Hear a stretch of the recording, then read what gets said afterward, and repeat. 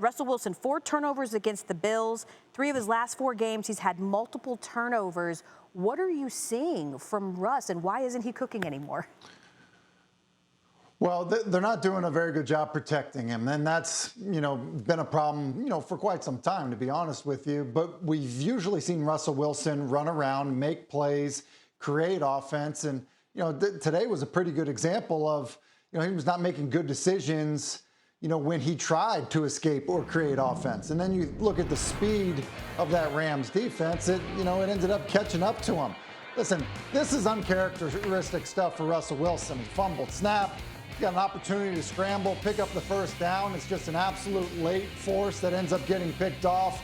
And I think there's probably a level of frustration when the rest of your offense feels like this, like you're playing uphill. Guys are getting beat up front, and the defense is swarming around the quarterback. I think oftentimes we've expected him to just put on a cape and be Superman, kind of just be amazing for that football team and create offense, get out of trouble, fix other people's mistakes if they miss an assignment or blow a block up front. And so, look, it's hard to do that each and every week, and I think that in some ways it's kind of catching up to the Seattle Seahawks and their inability to protect Russell Wilson.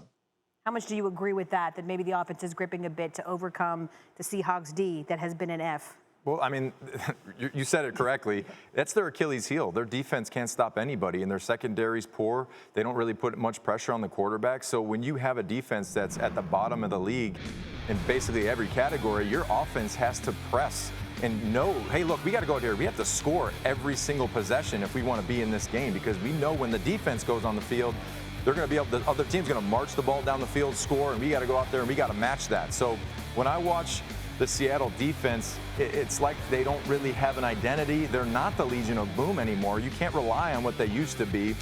If they had somewhat of a defense, this team would be a pretty tough team. But right now, they're just one-dimensional. They have a great offense. We know they have a great quarterback. They have a great receiving core, but they struggle up front to protect the quarterback. And the last time I checked, anytime the quarterback is being hit a lot, that's a rough day. You can go across the league. Any team that lets their quarterback hit the turf too much, they're going to have a bad day. And if they can't protect Russell and they can't play defense, I don't see this team going far in the playoffs at all. As we start to wrap up Week 10, we still have a couple of games left. Is your biggest takeaway so far?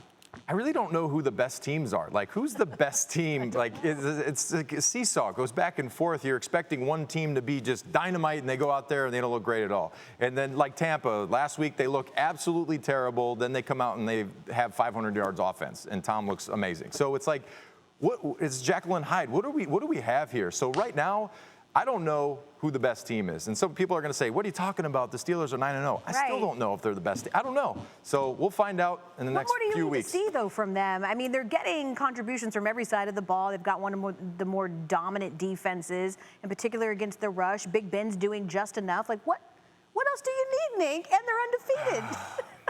I mean, we're talking about practice. We're talking about Okay, so these are practice games. Okay. No, so when you look at this game, you look at the Bengals, It's like, okay, the Bengals aren't really a test. I want to see some good tests. I want to see a great test. And the Ravens, I feel in a couple weeks are going to be that great test. And tonight we'll see them against the Patriots. So beating the Ravens a couple of weeks ago, not I want to see it. I want to see it towards the end of the season because the pressure is mounting on the Steelers. That 9-0 is pressure. You just heard it. Like, how does it feel to be 9-0? And everybody in that locker room is being asked that question. So eventually that pressure is going to weigh on them. Okay, Tim, what's your biggest takeaway from Week 10 so far? Well, other than Tiger getting a 10 on a par 3, giving Nick and I hope for a green jacket, my biggest takeaway is we're not giving enough love to the Miami Dolphins. We're not. It's Nick's former coach. It's my former teammate. Brian Flores, the job that he has done in Miami is remarkable. Look, I think we saw them getting better a year ago. But to kind of be in this position, you just think about this. They have the Denver Broncos next weekend. They could be 7-3. Buffalo's on their bye. You're talking about 2 7-3 teams at that point in the season. They're very much in it. Nick did say it, earlier that they could win the division, and he's exactly right. I mean, the takeaway is the Miami Dolphins are for real because as much as we focus on offense, and their offense probably looks to be good enough with the way that Tua has played, It's what they're doing with the rest of their football team that makes them a legitimate contender. Do I think they're better than the Bills? Probably not necessarily, but it doesn't mean they can't beat them and win the division. Thanks for watching ESPN on YouTube. For live streaming sports and premium content, subscribe to ESPN+.